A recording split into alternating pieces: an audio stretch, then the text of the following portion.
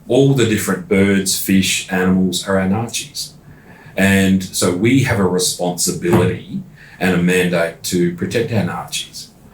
Not only themselves, but their habitat. Do they have enough food? Do they have enough water? Are we able to go out and interact with our Ngārrindjeri? Now, to get a little bit more of an understanding of that, you start off as an individual, you're part of a family, your family is part of a clan group. You've heard some of this language used earlier today, which, Ngarrindjeri, and then, we're all part of the Ngarrindjeri nation.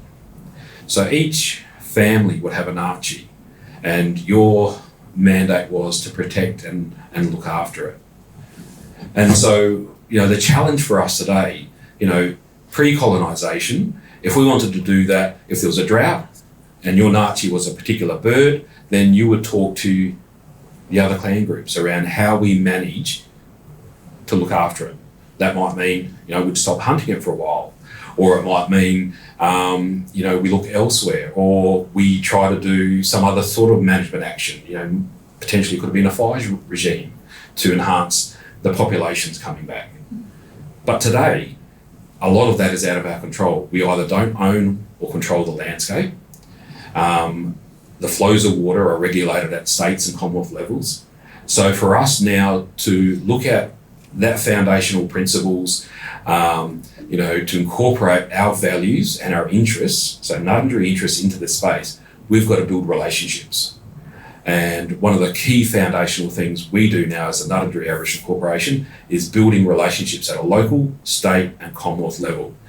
And we are then able to get at the table and start to incorporate our values and our interests into the future and current management actions and planning. So that's how the intersection occurs with what we're trying to do and into the science arena. So, you want to add anything? Don't ask me to repeat that. Yeah, and that's just what you went through. Yeah. So, as the native title body, when we talk about rights and interests, so some of their rights and interests are to go out and hunt or gather certain foods, hunt certain animals.